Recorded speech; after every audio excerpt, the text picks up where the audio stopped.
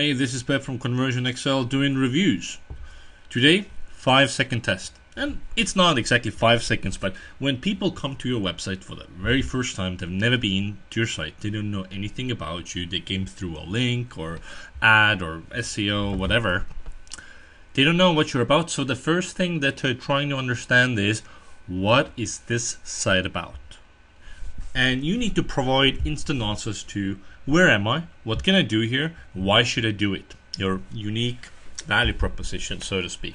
So if people don't get what your site is about right away, you have a problem. And a lot of people are gonna leave, even though they could have been qualified traffic. So let's look at a bunch of websites and see how they do in terms of comprehension, clarity. Hit reach. Alright, that's the site. Yeah, I get it. SEO and web design. So it's pretty well communicated what the site is about. I don't need to strive to figure out. However, if you say web design, why does your website look like it's still 2007? You know, if you're selling me design, I want to see design. And those call to action buttons, they don't look like buttons. I mean, you gotta do better than that. And read your copy. You know, hit reach will build your beautiful Google optimized website that maximizes traffic and sales. And then you have 4 bullet points, and it's not clear what those are about. Is it about hit reach? Is it about the website? And some of them are verbs, like convert. Some of them are nouns or adjectives. So you gotta rewrite that stuff so it's not clear. And, you know, yeah, work on the design. Fans edge. And remember, we're assuming that I've never been to this site. I don't know what this site is about. So there's no value proposition here. There's a lot of visual clutter. Although if I am a basketball fan coming to this site, it is relevant for me. I will see the matrix or the, you know, whatever you want to call this, and I understand, oh, okay, this is the basketball tournament. The call to action is hard to see here. So if it weren't for the tournament, it would be, you know, if you just show shirts, it's kind of hard, can be hard to figure out, takes a while to figure out what the site is about. There's no value proposition, so like, why should I take action? That part, you know, you have free shipping, but could be something more powerful here. Hot pads. I'm in the market for real estate myself right now. I've used this site extensively. So, you know, you see the map and the houses and so on. So you get it. It's about real estate, right? But where you communicate what your site is about, that little thing on the corner, welcome, come on, like that gets ignored. And taglines, people don't really read taglines. So there's no value proposition here that really makes sense. Yeah.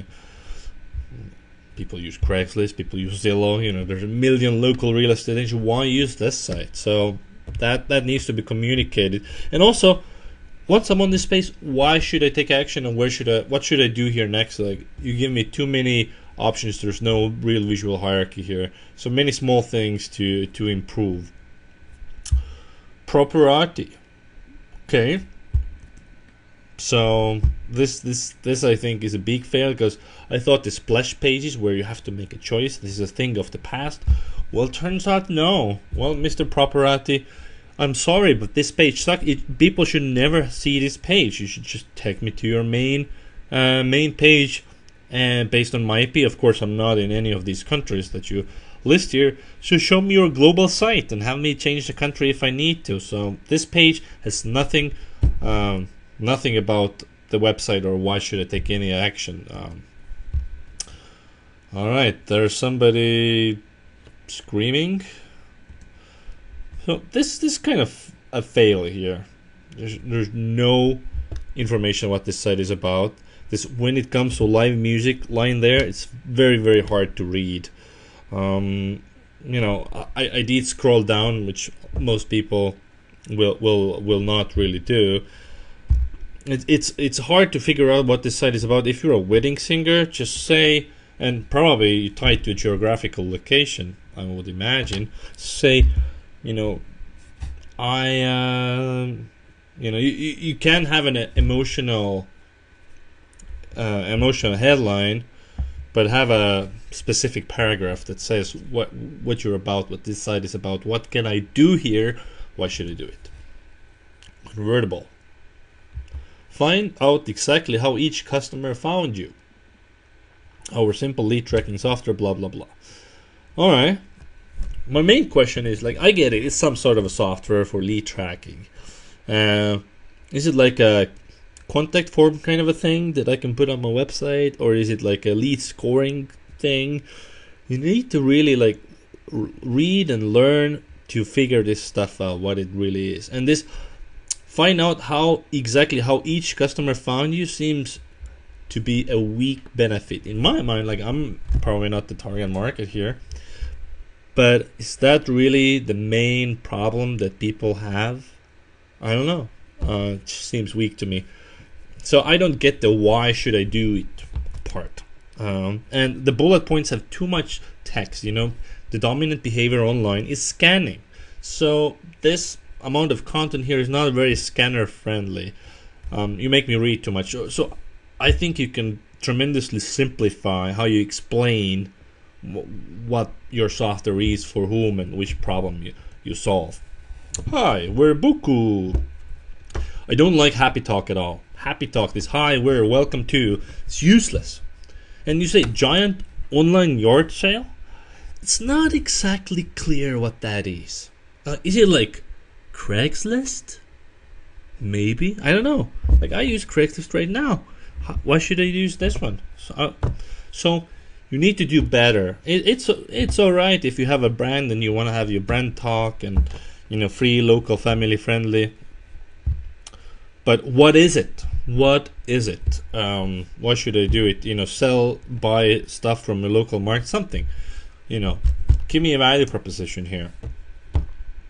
Canadian safe step walk-in tub. All right. While the design could be better, I get it. It's about walk-in tubs. Got it.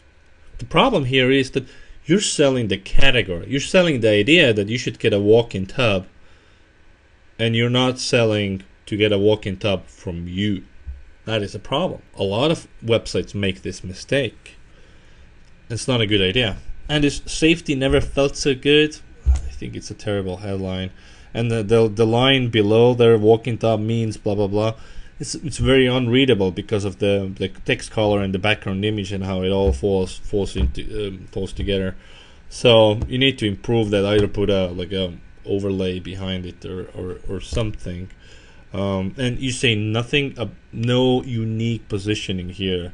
I challenge you to survey your audience and figure out how many different walk-in tubs they research before they buy one, because I bet it's not cheap.